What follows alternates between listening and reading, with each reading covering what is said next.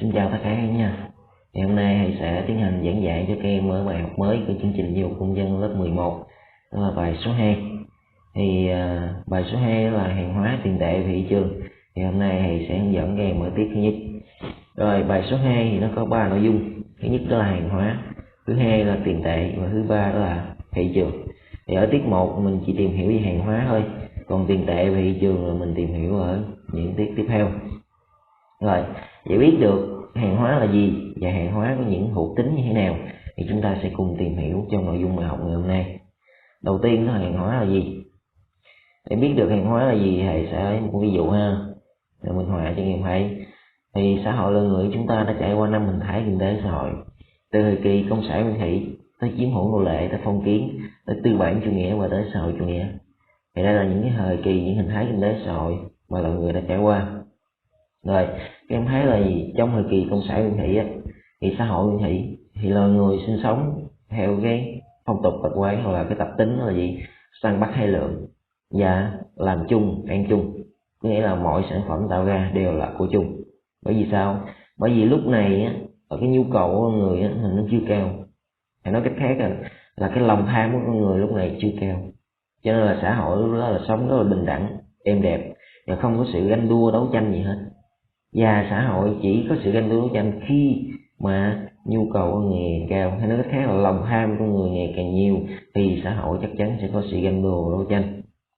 Rồi, còn xã hội nguyên thủy là mọi người sống bình đẳng với nhau, không ai hơn ai cả, và mọi sản phẩm tạo ra của lao động đều là của chung.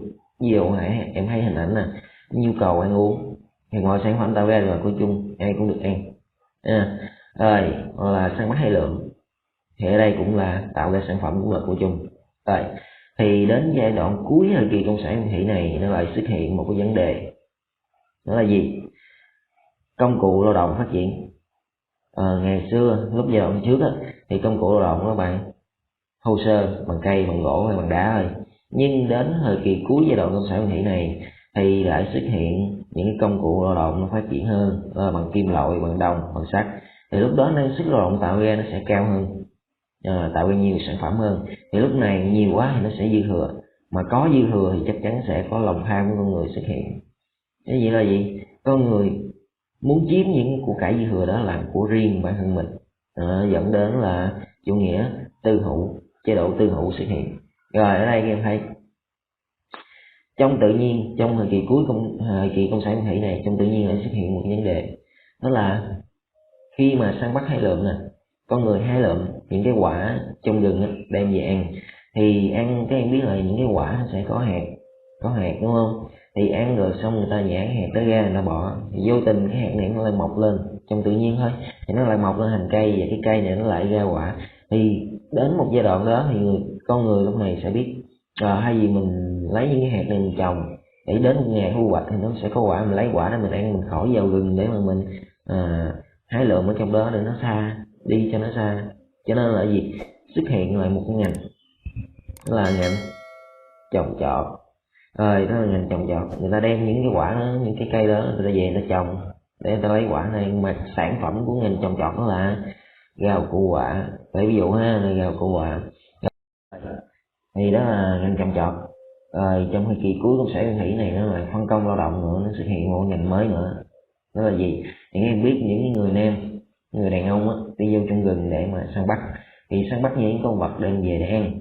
Thì tới một giai đoạn là họ săn bắt quá nhiều, có nhiều con vật quá, họ ăn không hết, cho nên là họ mới có một cái sáng kiến là gì? Họ làm những cái lồng và những cái chuồng để họ nhốt những con vật đó lại. Thì vô tình trong tự nhiên thì nhốt con vật đó lại thì nó sinh sản, và nó sinh sản trong tự nhiên thì lúc này con người mới nhận thức được là gì? Bây giờ bắt mấy con vật này mình nuôi, mình thuần dưỡng nó đi để cho nó sinh sản, để từ đó mình lấy những con vật này mình ăn, mình khỏi đi vô rừng sâu xa nguy hiểm để mình săn bắt nữa. Cho nên lúc này xuất hiện ra một ngành thứ hai, đó là ngành chăn nuôi.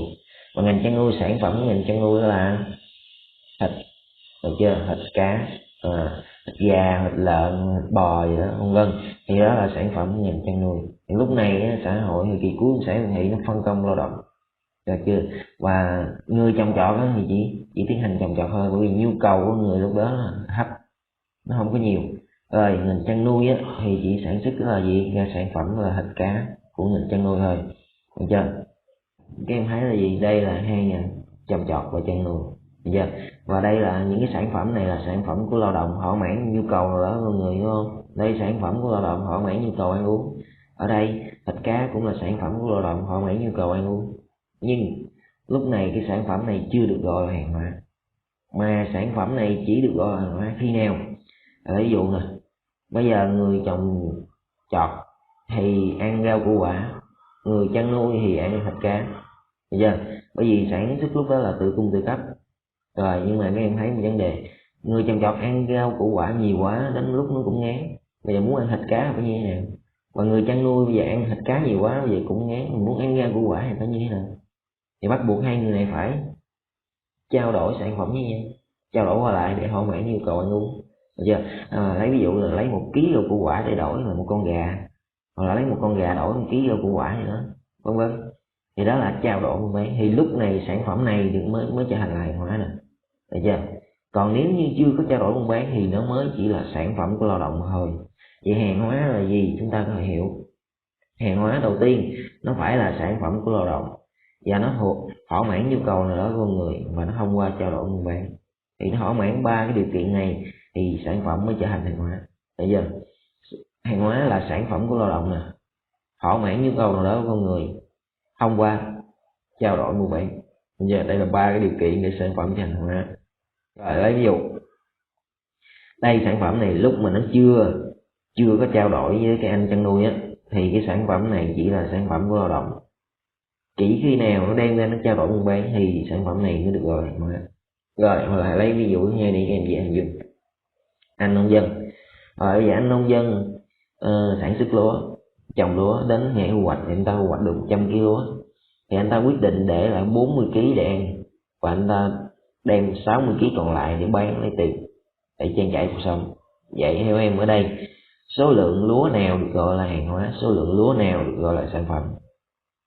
Rồi bây giờ nhìn vô 3 điều kiện để sản phẩm trở thành hàng hóa nè. Đầu tiên là sản phẩm của lao động, thỏa mãn nhu cầu nào đó của con người thông qua trao đổi buôn bán.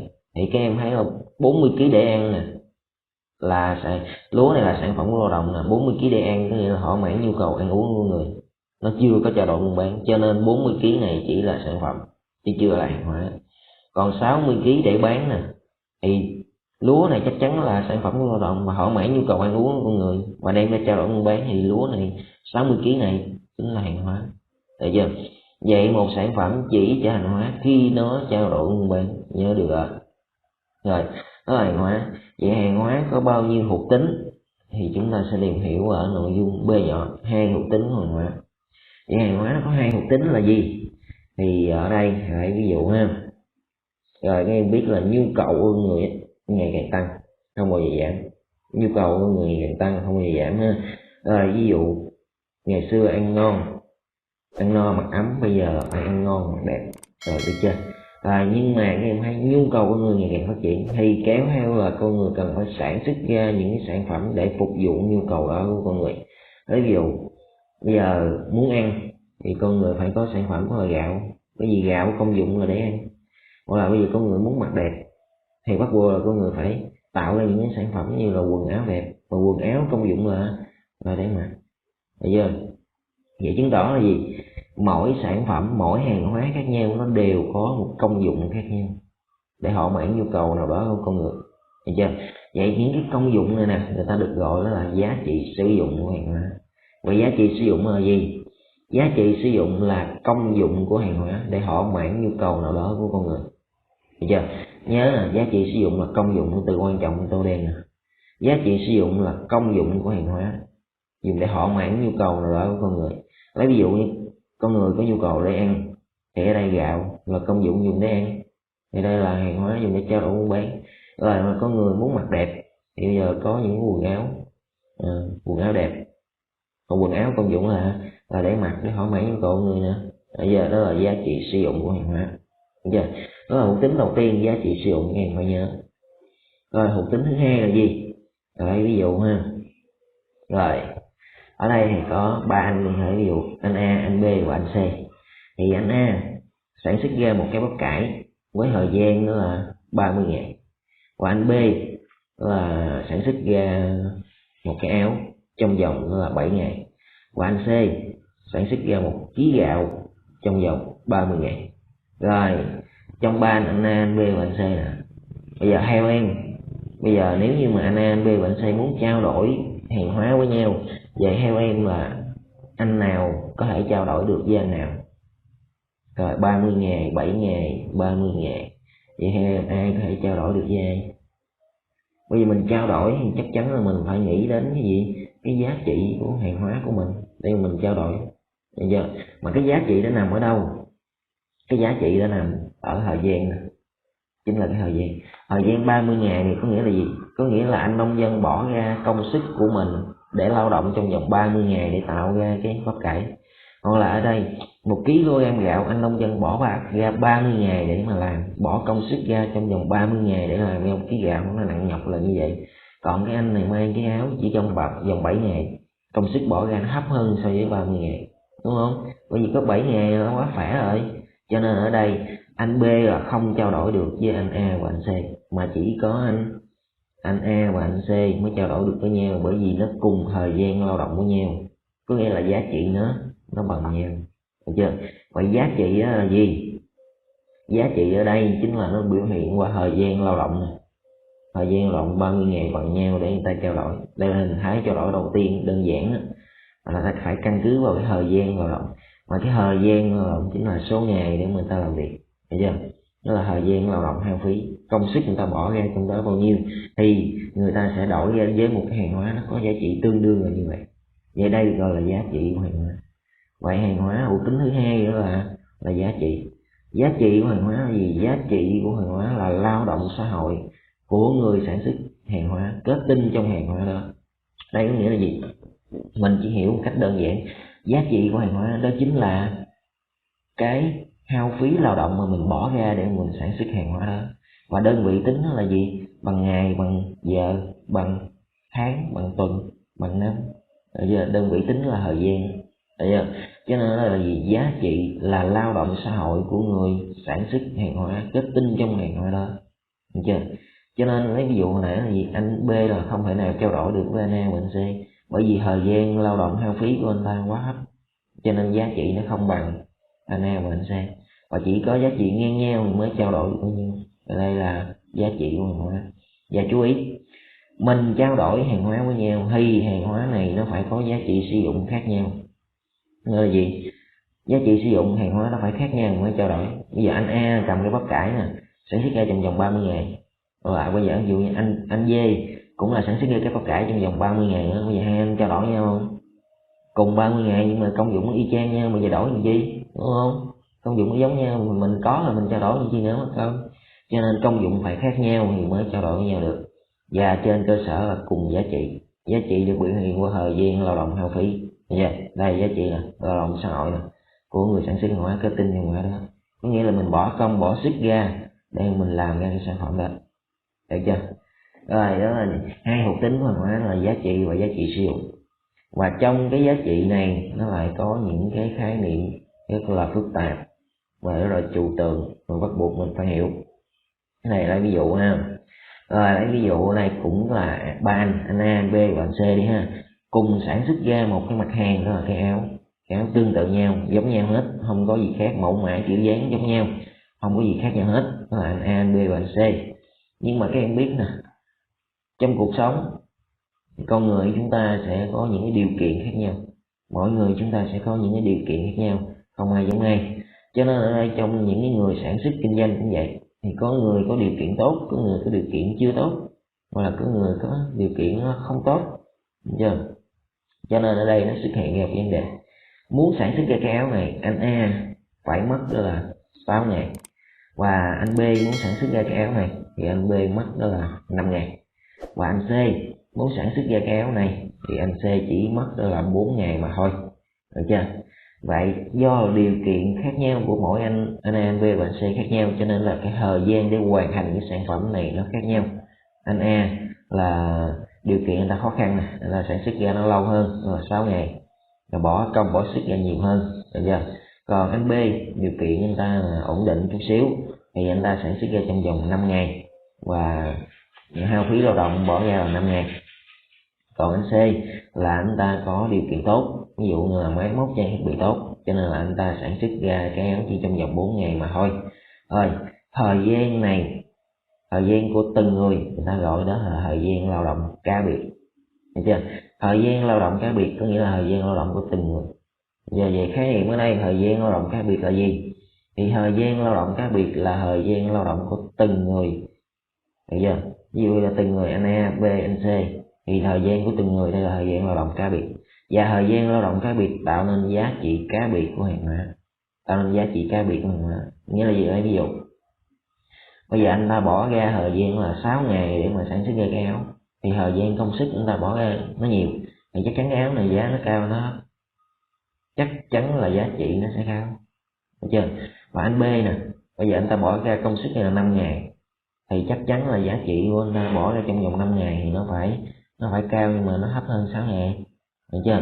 Rồi bây giờ anh C bỏ công bỏ sức ra trong vòng 4 ngày để làm ra một cái áo, thì thời gian lao động hao phí của anh ta bỏ ra nó ít, thì chắc chắn là giá của anh C nó sẽ thấp hơn anh B và anh A, được chưa?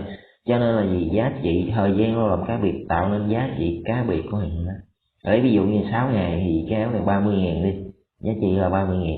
Và bây giờ anh B 5 ngày thì cho là 20.000, và anh C 4 ngày là cho là 10.000 đi, được chưa? Lấy ví dụ là như vậy. Rồi thời gian của từng người là thời gian lao động cá biệt. Rồi lấy ví dụ bây giờ đem ra bán nè, rồi anh A bán cái áo này bởi vì giá trị cá biệt nó sẽ cao, bởi vì 6 ngày rồi, thì lấy ví dụ như là 30.000 đi. Anh B thì 5 ngày thì người ta bán cái áo này với giá nó là 20.000, còn anh C bán với giá nó là 10.000. Và các em thấy nhu cầu của người tiêu dùng không bao giờ mua những cái sản phẩm rẻ, và không bao giờ mua cái sản phẩm mắc, mà mua cái sản phẩm nó trung bình, phù hợp với túi tiền.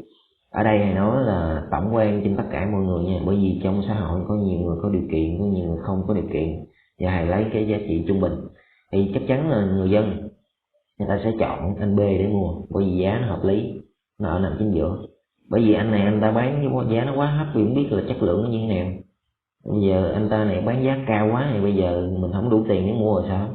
Cho nên là phù hợp với túi tiền mà chất lượng nó ổn định, thì đa phần là người ta sẽ chọn anh B để mua, được chưa? Lấy ví dụ nha. Rồi bây giờ đa phần người ta sẽ chọn anh B để mua, thì cái thời gian của anh B này ngay lập tức nó trở thành cái thời gian lao động xã hội cần thiết, được chưa? Vậy thời gian lao động xã hội cần thiết là cái thời gian trung bình mà người tiêu dùng chọn mua, thì đó là thời gian lao động xã hội cần thiết. Và thời gian lao động này làm căn cứ để cho những người sản xuất kinh doanh nhìn vào đó để điều chỉnh quá trình sản xuất của mình cho phù hợp. Lấy ví dụ bây giờ người ta chọn anh B 5 ngày để mà người ta mua sản phẩm là cái áo, thì chắc chắn cái áo này là cung cấp đại bộ phận đa số cho người dân, thì 5 ngày này trở thành thời gian lao động xã hội cần thiết. Và cái giá đó là 20.000, là cái giá đó là cái giá trung bình, được chưa? Vậy thời gian lao động xã hội cần thiết ở đây mình được hiểu là gì? Là thời gian lao động trung bình cho mọi người lao động cần thiết để sản xuất ra sản phẩm, và nó tạo nên cái giá trị xã hội của hàng hóa, được chưa? Bây giờ anh tạo nên giá trị xã hội, ví dụ là gì? Bây giờ người tiêu dùng người ta chọn mua, thời gian của anh B đó là 5 ngày, thì cái giá trị xã hội đó là 20.000, thì cho 5 ngày 20.000 thì giá trị xã hội tạo nên giá trị xã hội của hàng hóa này, và giá trị đó là 20.000 tạo nên giá trị xã hội của hàng hóa. Rồi bây giờ các em thấy anh A, anh B và anh C, trong trường hợp này ai là người có lợi nhất và ai là người không có lợi? Bây giờ ai là người có lợi nhất? Bây giờ tính theo giá cả thị trường nha, bây giờ bán trên thị trường á, bây giờ ai là người có lợi nhất? Bây giờ anh A trong vòng 6 ngày này, sản xuất ra trong vòng 6 ngày mới được một cái áo, vì số lượng để sản xuất ra cái áo của anh A nó chậm hay là nó nhanh? Chắc chắn là nó chậm, mà nó chậm mà trong khi đó anh ta bỏ công bỏ sức ra nó nhiều hơn người ta nữa, nó nhiều hơn 1 ngày nữa. Vậy ở đây anh A chắc chắn sẽ lỗ, bởi vì giá người tiêu dùng người ta chọn mua là 5 ngày mà, cho nên anh A 6 ngày sẽ lỗ. Nhưng anh C nè, bây giờ anh C bỏ ra nhiều 4 ngày để sản xuất ra một cái áo, nhưng mà anh C này sản xuất ra rất là nhanh hơn so với anh B, và cái giá của anh C á, anh ta tính anh ta bỏ ra bán gì có 10.000 thôi, Nhưng bây giờ giá thị trường nó tới 20.000, đâu ai dại dột mà cái áo nó cũng y chang nhau mà, đâu ai dại dột mà đem đi bán 10.000, đúng không? Cho nên là anh C này anh ta sẽ bán với giá là 20.000, mà trong khi đó là công sức anh ta bỏ ra nó thấp hơn so với anh B, mà anh ta bỏ anh bán 20.000, vậy là anh C là người có lợi nhất. Vậy chứng tỏ là gì? Bây giờ người sản xuất kinh doanh muốn có lợi và muốn thu nhiều lợi nhuận thì bắt buộc phải căn cứ vào thời gian lao động sau cần thiết nè, là 5 ngày nè, nghĩa là thời gian mà người tiêu dùng chọn mua nhiều nhất để người ta sản xuất. Bằng cách nào? Người ta điều chỉnh làm sao cho thời gian lao động cá biệt nó thấp hơn hoặc là bằng so với thời gian lao động sau cần thiết. Được chưa? Thời gian lao động cá biệt nó phải thấp hơn hoặc là bằng, ít nhất là nó phải bằng so với thời gian lao động sau cần thiết thì mới có lợi. Còn nếu như mà cao hơn thời gian lao động sau cần thiết chắc chắn là sẽ lỗ. Bây giờ nhớ điều đó. Vậy ở đây muốn hạ thấp cái thời gian lao động xã hội cá biệt này xuống bằng cách nào? Thì ở đây các em biết là gì? Áp dụng hình tủ khoa học kỹ thuật, sử dụng máy móc hiện đại vào trong sản xuất thì nó sẽ tăng năng suất lao động thôi, thì nó sẽ rút ngắn cái thời gian lao động xuống. Hiểu chưa? Cho nên là nó sẽ thu lại nhiều lợi nhuận là cho đó. Và chủ nghĩa tư bản áp dụng vấn đề này rất nhiều, sử dụng máy móc công nghệ hiện đại vào trong sản xuất để thu lại nhiều lợi nhuận là như vậy. Hiểu chưa? Đó là cái hai thuộc tính của hàng hóa. Các em chỉ cần nhớ thầy đó là có hai thuộc tính, một là giá trị sử dụng, hai là giá trị sử dụng tức là công dụng của hàng hóa, còn giá trị của hàng hóa thì tức là thời gian lao động xã hội, hay nói khác là thời gian lao động hao phí của người sản xuất để tạo cái hàng hóa đó. Còn thời gian lao động cá biệt á, là thời gian lao động của từng người, còn thời gian lao động sau cần thiết đó là thời gian trung bình áp dụng cho mọi người sản xuất để tạo ra hàng hóa đó. Rồi, thì đó là nội dung của bài học ngày hôm nay ở tiết thứ nhất là hàng hóa. Rồi, để củng cố lại nội dung bài học này có những câu hỏi trắc nghiệm sau đây ha. Rồi, câu 1, hàng hóa có những giá trị nào sau đây? Để nói khác là gì? Có những thuộc tính nào thì mình chỉ có học hai thuộc tính thôi, đó là giá trị và giá trị sử dụng. Nên đáp án là câu A. Được chưa? Rồi, câu số 2, trong sản xuất hàng hóa, công dụng của sản phẩm làm cho hàng hóa có cái gì? Nhớ là hay từ công dụng đó chính là giá trị gì? Giá trị sử dụng là công dụng hàng hóa. Đáp án là câu B. Rồi, là câu số 3, sản phẩm của lao động chỉ mang hình thái hàng hóa, khi đó là đối tượng như thế nào? Nhớ có 3 điều kiện để sản phẩm ra hàng hóa. Thứ nhất là sản phẩm của lao động, thứ hai thỏa mãn nhu cầu con người, thứ ba là trao đổi buôn bán. Vậy ở đây đáp án nào là phù hợp? Đáp án B, mua bán trên thị trường. Được chưa? Rồi, câu số 4, lao động xã hội của người sản xuất hàng hóa, kết tinh trong hàng hóa được gọi là, nhớ là lao động xã hội hàng hóa, kết tinh trong hàng hóa đó chính là giá trị của hàng hóa. Đáp án là câu A nha. Rồi, câu tình huống. Cái câu tình huống này nghe em chú ý nè. Anh A và anh B cùng sản xuất một mặt hàng, đó là tủ quần áo. Do điều kiện làm việc của anh A thuận lợi hơn, còn anh B thì khó khăn vì thiếu thiết bị máy móc để sản xuất, cho nên là anh A sản xuất ra một cái tủ chỉ mất 10 ngày, còn anh B thì phải mất đến 1 tháng mới hoàn thành. Và người tiêu dùng thì rất thích sản phẩm của anh A và mua sản phẩm của anh A nhiều hơn so với anh B. Vậy ở đây đề bài yêu cầu là gì? Đâu là thời gian lao động cá biệt và đâu là thời gian lao động sau cần thiết? Rồi, mình mới vừa học là gì? Thời gian lao động cá biệt là thời gian lao động của từng người. Vậy ở đây thời gian lao động từng người thì anh A là 10 ngày, anh B là 1 tháng. Vậy 10 ngày và 1 tháng này là thời gian lao động cá biệt. Thời gian lao động của từng người là thời gian lao động cá biệt. Được chưa? Còn thời gian lao động sau cần thiết là gì? Thời gian lao động sau cần thiết là cái thời gian mà người tiêu dùng chọn mua nhiều nhất, thì đó chính là thời gian lao động sau cần thiết. Bây giờ người tiêu dùng chọn mua là sản phẩm này của anh A, vậy chắc chắn thời gian của anh A là thời gian lao động sau cần thiết nè. Vậy ở đây là anh A là bao nhiêu? Là 10 ngày. Bây giờ vậy 10 ngày đó là thời gian lao động sau cần thiết. Rồi, câu số 2, anh B cần làm gì để sản xuất có lợi nhiều hơn?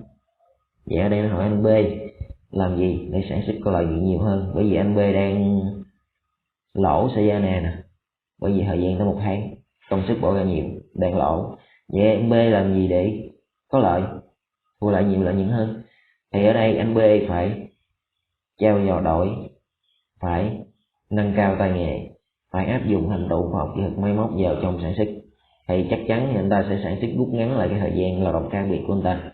để hạ xuống từ bằng 10 ngày hoặc là thấp hơn 10 ngày thì ta mới có lợi, được chưa? Thì nói cái gì, thời gian lao động cá biệt phải từ bằng hoặc là thấp hơn so với thời gian lao động sau cần thiết thì mới có lợi, còn nếu như cao hơn chắc chắn sẽ lỗ. Giờ đó là quy luật ha. Rồi thì đó là nội dung của bài học ngày hôm nay, thì nó chỉ có bấy nhiêu đó thôi. Thì hy vọng là em nào mà có ý tưởng hoặc là có hy vọng sau này muốn kinh doanh gì đó thì hy vọng là những cái kiến thức này có thể là áp dụng cho các em trong cuộc sống. Rồi nội dung của bài học thầy hôm nay là hết. Tiếp sau chúng ta sẽ tìm hiểu sang nội dung đó là tiền tệ và thị trường.